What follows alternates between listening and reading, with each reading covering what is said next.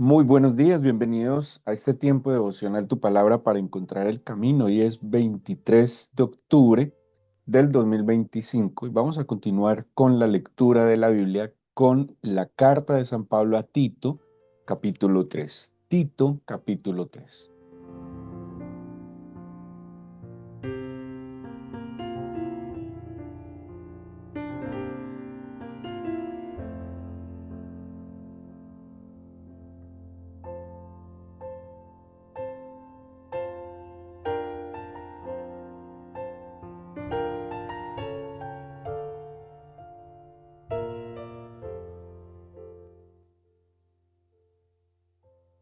Bueno, este es el último capítulo de esta segunda o tercera carta pastoral personal que dirige San Pablo. Em, Recordemos que son tres discípulos a los cuales Pablo le dirige de manera personal, bueno, de lo que tenemos en el canon, que son dos a Timoteo, una a Tito y una a Filemón, que es un poco más personal, ya que pues Timoteo y Tito em, eran discípulos que ejercían como obispos de la iglesia. Ya la carta a Filemón, que leeremos mañana, es una carta en un asunto un poco más personal, aunque Filemón también era un servidor de la iglesia, pero es un asunto un poco más personal. Bueno, la carta a Tito, ya sabemos que Tito, a diferencia de Timoteo, era gentil. Timoteo era de madre judía, de padre griego. Timoteo había sido criado, a diferencia de Tito, en el conocimiento del Antiguo Testamento, de la ley mosaica. O sea, Timoteo tenía, digámoslo así, una base teológica más profunda que la de Tito.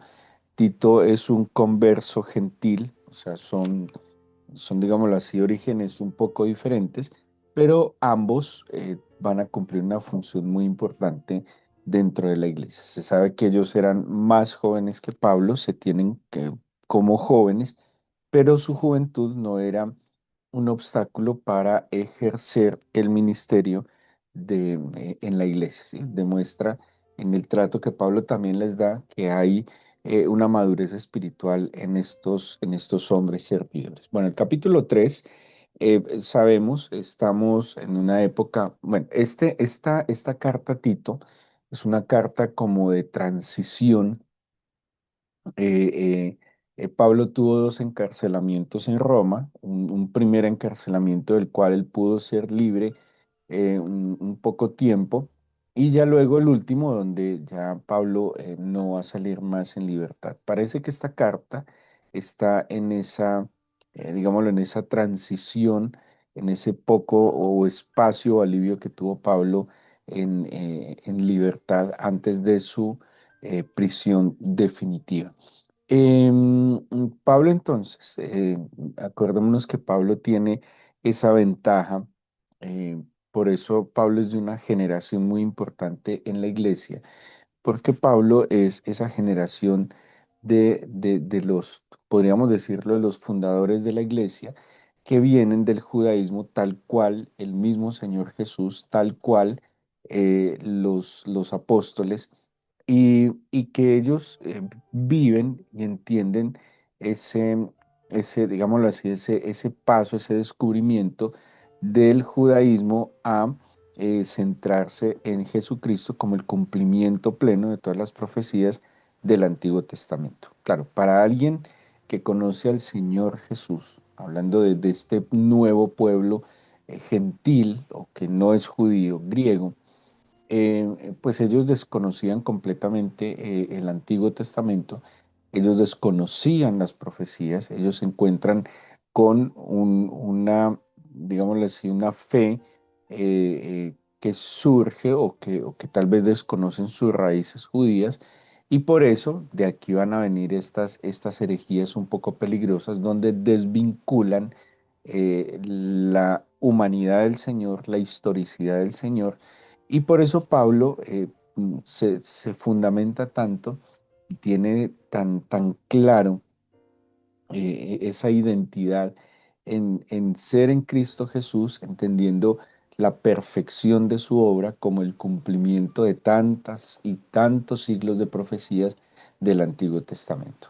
Como es el último capítulo, pues la parte final, pues hay unas recomendaciones y en estas recomendaciones hay digámoslo de alguna manera, un llamado a la conciencia que Pablo le hace a través de Tito a toda la iglesia que está en Creta. Eh, y, y a diferencia de los judíos, Pablo, entendiendo la misma postura que tuvo el Señor Jesús, al Señor Jesús lo acusaron, entre otras cosas, de parte de los judíos, lo acusaban, o respecto al judaísmo, lo acusaban de herejías, lo acusaban de contradecir la ley mosaica, o sea, digamos, una ley espiritual. Pero también los judíos acusaron ante los romanos al Señor de sedición y de alguna manera de despertar una rebelión contra el emperador romano, y por eso fue que en últimas el Señor pues es también condenado bajo el imperio romano, porque se le acusó de dos cosas: de ir en contra de las leyes espirituales de los judíos, pero también de levantarse en contra del imperio romano. Y no hay tal, ¿sí?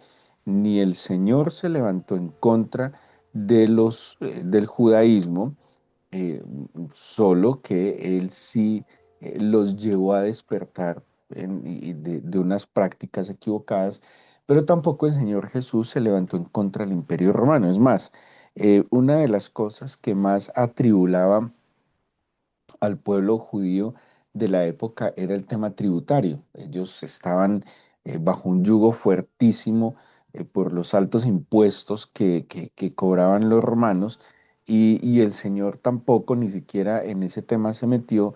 Incluso sabemos aquel encuentro que tiene con Pedro, donde le dice que le pague los impuestos al César y dice: dele al César lo que es del César. ¿Qué es del César? Los impuestos, eso es lo que está pidiendo, y a Dios lo que es de Dios. ¿A Dios qué se le debe dar? Pues a Dios no solo se le debe dar, así como al César no solo se le deben pagar los impuestos, sino que al César obviamente tenían que pues acatar su autoridad, seguir las leyes, tocaba, era la ley, digámoslo así, que estaba en ese momento.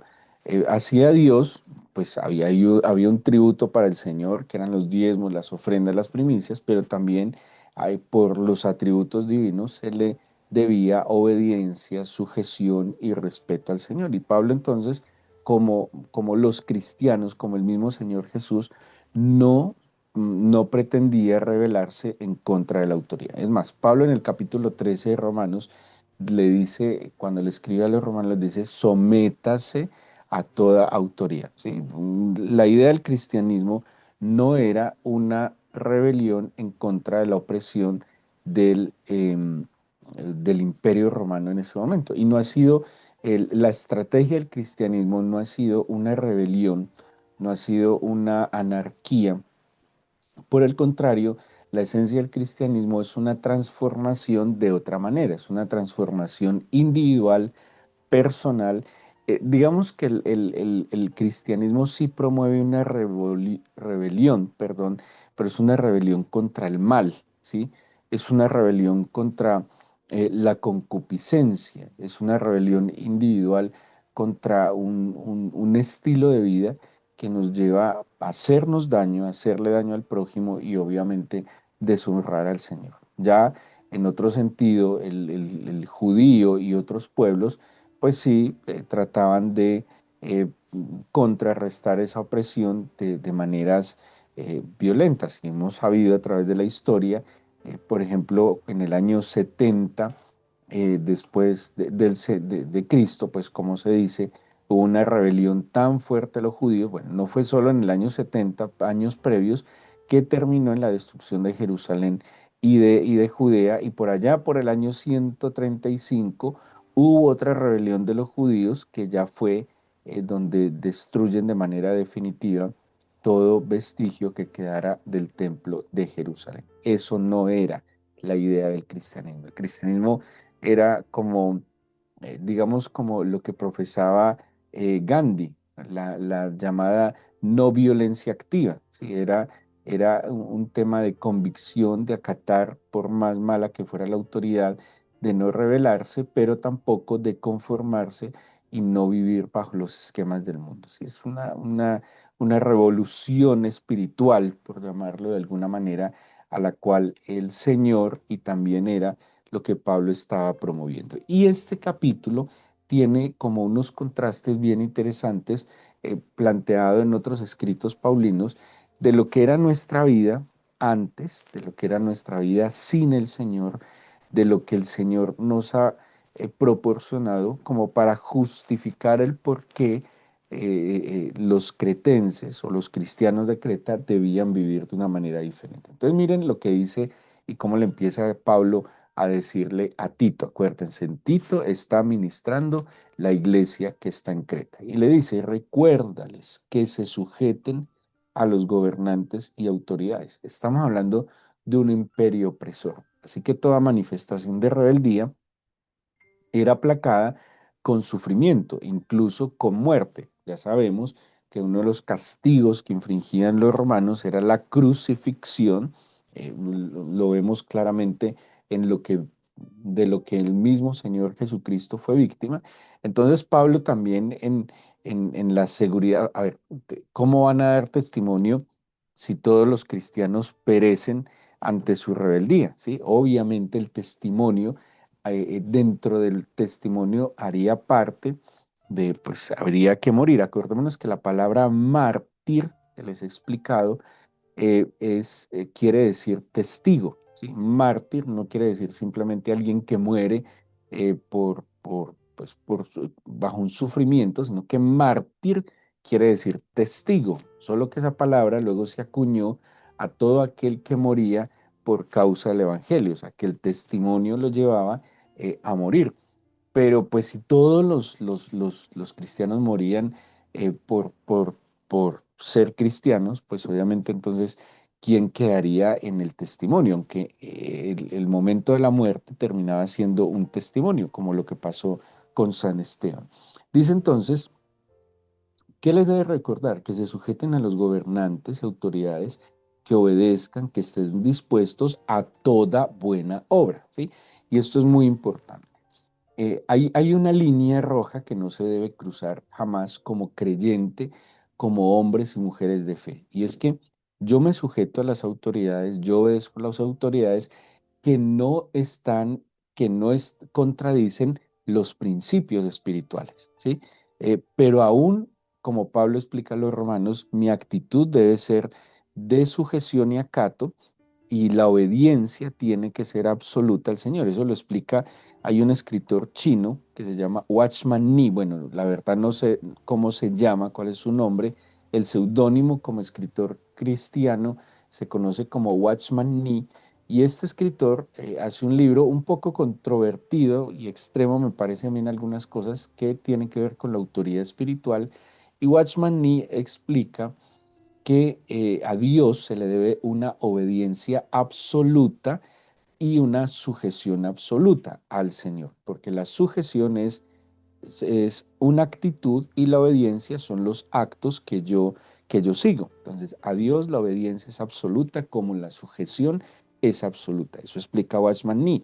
Pero a los seres humanos, a las autoridades, se les debe una sujeción absoluta, o sea, yo tengo una actitud de respeto, de acato, una actitud, por eso la sujeción implica una actitud, pero la obediencia a los hombres es relativa, no absoluta, porque tiene unas líneas que son que no pasen más allá de lo que son los principios espirituales.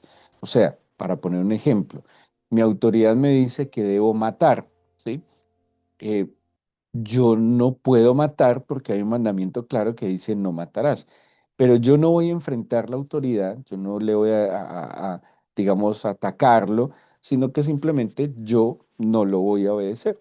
Perdón, no tengo que atacarlo para no acatar esa orden que obviamente está en contra de la voluntad y del principio divino. Entonces, Pablo, ¿qué les está diciendo? No, obedezcan, sujétense, estén dispuestos para toda buena obra. O sea, su obediencia jamás tiene que cruzar la línea de contradecir las verdades espirituales. Que a nadie difamen, le está diciendo eh, eh, Pablo a Tito, para que le enseñe a los cretenses que no difamen a nadie, sino que sean amables, muestren toda mansedumbre para con todos los hombres. Y les va a argumentar su pasado. Dice, es que ustedes son diferentes. En estos días pensando en algo sobre eh, todos los seres humanos, y hablemos de los creyentes, todos tenemos como puntos flacos y debilidades, ¿sí? Y todos tenemos, eh, como lo explica Pablo, también en esa naturaleza pecaminosa. Juan también habla de eso. Pues no lo dice literalmente, sino cuando habla del pecado que está en mí, el pecado que mora en mí. Todos tenemos una inclinación, todos, ¿sí? Todos es diferente, es particular, una inclinación a, y algo que pues que por eso Pablo dice que hagamos morir lo terrenal en nosotros, que nos ocupemos más de del espíritu, perdón, y no de la carne, porque esa inclinación del alma, del cuerpo, nos lleva a pecar. Pero hay un detalle muy importante para que esa inclinación que cada uno tiene, que es diferente, no nos domine, es la identidad. ¿Yo qué soy? Cuando yo tengo claro de lo que yo soy, de quién soy, cómo me identifico, como primero como creación de Dios, segundo como hijo de Dios, como redimido por el Señor, como una nueva criatura, pues por más fuerte que parezca esa inclinación que haya en mí, que me insta como a pecar y a irme en contra del Señor, pues yo cuando tengo claridad de lo que soy, simplemente no voy a actuar reactivamente como esa concupiscencia o ese deseo me está incitando, sino que yo voy a actuar claramente y a conducirme de acuerdo a lo que yo estoy convencido que soy. Si el cristiano tuviera más clara su identidad, si el cristiano no se viera simplemente como alguien que tiene que hacer algo, sino que se viera como algo diferente que ese es el milagro que el Señor hace en nosotros. Somos nuevas criaturas, somos diferentes, fuimos dotados por un espíritu superior que a veces pareciera que dejáramos rezagado en un rincón de nuestra vida, pero estamos habilitados para toda buena obra. Y si entendiéramos eso, si nos identificáramos con eso, pues obviamente esos deseos, esas concupiscencias, esas inclinaciones no nos dominarían como suelen hacerlo. Entonces Pablo que dice, ojo, ustedes como eran antes. Eh, eh, eh, eh, o sea, usted ya no es esto, eso es lo que tenemos que entender, es si Cristo, yo reconocí a Cristo, le entregué mi vida, esto ya no tiene que ver conmigo, eso hace parte del viejo hombre que lo describe Pablo, hace parte de esa vieja criatura que está viciada y que está en el pasado. Y entonces empieza a darles una lista, dice, ustedes eran en otro tiempo, bueno, no les dice ustedes, todos éramos en otro tiempo insensatos, rebeldes, extraviados, esclavos de concupiscencias, esclavos de deleites diversos, viviendo en malicia, envidia, aborrecibles y aborreciéndonos unos a otros. ¿Sí? O sea, esto nos podía haber caracterizado. Es posible que en nuestro pasado fuésemos necios, rebeldes, estábamos perdidos, estábamos esclavos de los deseos y de los deleites, éramos maliciosos, envidiosos y aborrecibles, o sea, éramos como diositos y además odiábamos, aborrecíamos, despreciábamos a los demás. Pero ¿qué dice el 4? Pero cuando se manifestó la bondad de Dios, nuestro Salvador, y su amor para con los hombres, nos salvó. Quiere decir que estas características que Pablo le está diciendo a los cretenses, que él se incluye a sí mismo, son características, modos de vida que nos llevaban a la esclavitud, ¿sí? Y dice que el Señor nos salvó en su amor, no porque hubiésemos hecho algo para merecerlo, sino que por su misericordia, por el lavamiento de la regeneración y por la renovación del Espíritu, el cual derramó en nosotros abundantemente por Jesucristo nuestro Salvador, para que fuésemos justificados por su gracia viniésemos a ser herederos conforme a la esperanza de la vida eterna. Entonces Pablo pone como en contraste una vieja vida, ¿sí? Una manera antigua de vivir, en la necedad, en la rebeldía, perdidos, llenos de deseos y concupiscencias, llenos de envidia, de malicia, aborrecibles y aborreciendo a otros. Y ahora nos dice, somos el fruto de la misericordia, fuimos regenerados, hemos sido renovados en el Espíritu, justificados por su gracia, somos herederos por la esperanza. Le está diciendo, esto es lo que usted es ahora. Le estoy de alguna manera soportando el por qué debemos vivir bajo sujeción, disposición a la obediencia, eh, manifestando unas virtudes de lo que en verdad nosotros somos, ¿sí? Y luego les dice en el versículo 8, palabra fiel es esta, y en estas cosas quiero que insistas con firmeza para que los que creen en Dios procuren ocuparse en buenas obras. Estas cosas son buenas y útiles a los hombres. En contraste a lo que le dice a los demás, cuando habla que estas obras son, que ya les va a decir, las discusiones acerca de la ley son vanas y sin provecho, ¿sí? Entonces, nosotros estamos habilitados, es lo que está diciendo Pablo, ¿por qué? Por la misericordia, por la regeneración, por la renovación, por la justificación, por la gracia, por la esperanza, hemos sido habilitados para vivir, para ocuparnos de buenas obras, para hacer obras buenas y útiles. Quiere decir que todo esto anterior nos lleva a malas obras y malas obras inútiles, ¿sí? Como dice, vanas y sin provecho, así lo describe Pablo. ¿Qué es algo vano? Hueco, vacío, sin sentido. Y sin provecho, porque pues, como dice la misma Biblia, nos lleva a ser estériles, sin fruto. El punto está en quién soy yo. Y cuando yo entiendo lo que soy, cada día de mi vida lo voy viviendo de la manera a lo que yo soy. Cuando un deportista, por ejemplo, entiende que es un deportista de alto nivel, de alto rendimiento, como también lo dice Pablo a los Corintios, pues entiende que por su corona de todo se abstiene, entiende que lucha, entiende que compite para ganar. Es un sinsentido, es absurdo de verdad que haya un competidor, que haya un deportista que se identifique como tal, que solo diga que va a participar.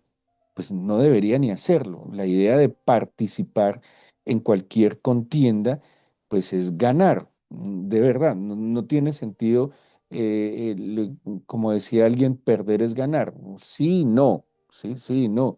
En la mentalidad de alguien que se identifica como tal, pues debería ganar. Y es lo que a veces no entendemos como cristianos. Nosotros, según la Escritura, el Señor nos hace más que vencedores, dice así la Biblia. El Señor, y ojo, no es ese más que vencedores para que tengamos éxito en todo lo que queremos hacer. No, aquí el éxito es medido en otros valores, ¿sí? Los valores que el Señor coloca en nuestra vida, sin duda alguna, son superiores y no se limitan a los esquemas de este mundo y de esta sociedad, pero, pero nosotros no estamos llamados y no emprendimos este camino pues como para estar en esclavitud, ¿sí? Como dice la Biblia, para que no estéis otra vez en esclavitud. Nosotros estamos en este camino y en la identidad como hijos de Dios es para vivir en libertad, para amar con libertad, para perdonar con libertad, para poder superar todas aquellas cosas que generan esclavitud, que deshonran al Señor y que en últimas traen dolor y sufrimiento a nosotros. Nosotros estamos en este camino para avanzar, para crecer, para ver la gloria del Señor. De nuevo, va más allá de lo que el mundo dice que es éxito. El mundo monetiza el éxito. El mundo establece como una agenda y dice el éxito es tener, el éxito es un reconocimiento. No, el éxito que nos plantea el Señor es vencer el mal con el bien. El éxito que nos plantea el Señor es mantenernos firmes en rectitud, en fe, en esperanza, en la luz, más allá de todo un entorno corrupto y violento que nos seduce día a día. El éxito del Señor no se mide, no se monetiza. Hay muchas personas, y uno lo ve en la historia de la fe, muchas personas que alcanzaron la gloria en el Señor, pero no necesariamente el éxito y el reconocimiento en este mundo. Tiene que ver con alcanzar y ver esa gloria eterna. Y es lo que Pablo les está diciendo, mire, ustedes son esto y por eso ustedes están habilitados para buenas, para útiles obras y pues de esa manera vamos a contrarrestar el mal que se multiplica. Por eso es que la luz resplandece en medio de la oscuridad. Una sola lámpara encendida, una sola antorcha encendida es mucho lo que ilumina y en medio de más oscuridad, pues más se va a evidenciar.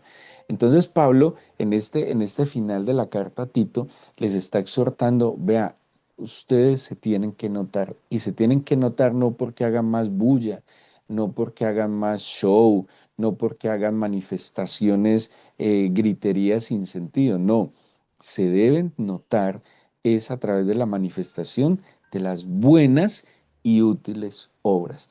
Así que, dice el versículo 9, evita cuestiones necias, genealogías, contenciones, discusiones acerca de la ley, como les dije ahora, porque son vanas y sin provecho. Al hombre que cause divisiones después de una y otra amonestación, deséchelo, sabiendo que el tal se ha pervertido y peca y está condenado por su propio juicio. Y ya, pues como terminan casi todas las cartas, hace unos saludos personales de quienes le acompañan, pero también saludos personales a quien acompañarán a su destinatario. ¿Qué tenemos entonces aquí? Ese desafío a que entendamos lo que somos, lo que somos. Cuando tengamos claridad de lo que somos, nuestras actitudes y nuestras conductas serán dirigidas de acuerdo a esa clara identidad. Todos pecamos, ninguno de nosotros es y fue sin pecado. Lastimosamente seguimos en el mundo y todos estamos luchando. Acuérdense, la lucha es un indicador de que el Espíritu del Señor está con nosotros. O sea, cuando hay inquietud, cuando metemos las de caminar y entendemos que lo que no era así como debimos haberlo hecho, eso es un indicador de que el Espíritu del Señor está con nosotros. Pero en la medida en que nosotros profundizamos nuestra relación con el Señor, se van a dar cuenta cómo libramos esta misma batalla, pero salimos más vencedores. Y esta batalla no es solo una batalla de superioridad moral, es una batalla que se libra en el espíritu con el Señor y que cada día crecemos, cada día lo logramos. Habrá momentos en que experimentaremos seguro más fortaleza, más fe, más esperanza, más certeza, más convicción y habrá momentos, porque son demasiadas circunstancias, que experimentaremos lo contrario, pero tenemos una gran certeza. El Señor prometió estar con nosotros y Él dijo que aquellos que habíamos sido justificados y cayéremos, Él nos levantará. Y cada día que nosotros venimos ante Él, buscándolo en oración, escudriñando la Escritura, estudiando la Escritura, es una nueva oportunidad de ser fortalecidos en nuestro hombre interior para seguir esta misión. Cada día es una bendita nueva oportunidad de poder volver a empezar. Seguro que ayer nos equivocamos, seguro que ayer nos faltó la fe en un momento, en otro momento se fortaleció, pero como sea el que nos hayamos levantado, que Él esté con nosotros. David decía, despierto y aún estás conmigo. Él está con nosotros. Y dígale en su oración esa certeza, con esa certeza, tú estás conmigo. Tú estás conmigo porque no solo lo siento, es que lo sé, Señor. Hay algo que pasa en mi interior que me hace saber que soy diferente, que soy una nueva criatura. Hay algo en mi interior que sabe que soy libre porque tú me perdonaste. Y es posible que ayer volví a cometer una falta, pequé contra ti, pequé contra mi prójimo, y me arrepiento y te pido perdón, Señor. Y dame la oportunidad hoy por tu Espíritu de vivir mejor. Perdóname si ayer le mentí a alguien, si ayer me mentí a mí mismo. Perdóname si ayer hice o por lo que hice ayer incorrecto. Perdóname por no haber suplido mis necesidades de la manera correcta. Perdóname si por mis necesidades tomé una mala decisión, dije algo equivocado. Perdóname. Y dame hoy la convicción y la certeza que mis necesidades están en ti, Señor, y que tú tienes cuidado de mí. Fortalece mi fe, pídaselo al Señor y dígale que hoy nos permita vivir de una manera agradable, conforme a la misericordia, a la renovación del Espíritu, a su regeneración, a su gracia que nos justificó, a la esperanza a la cual hemos sido llamados. Dígale, Señor, déjame hoy ocuparme de buenas obras, obras buenas y útiles, y que donde quiera que yo esté hoy sea olor fragante de tu presencia. Fortalece mi ser interior para que en la interacción con el mundo hoy salga victorioso y sea más que vencedor. Gracias por cada semilla de fe que nos das a través de tu palabra, cada mañana, cada día. Gracias por tu Espíritu que nos acompaña y por escuchar nuestra oración en el nombre de Jesús. Amén.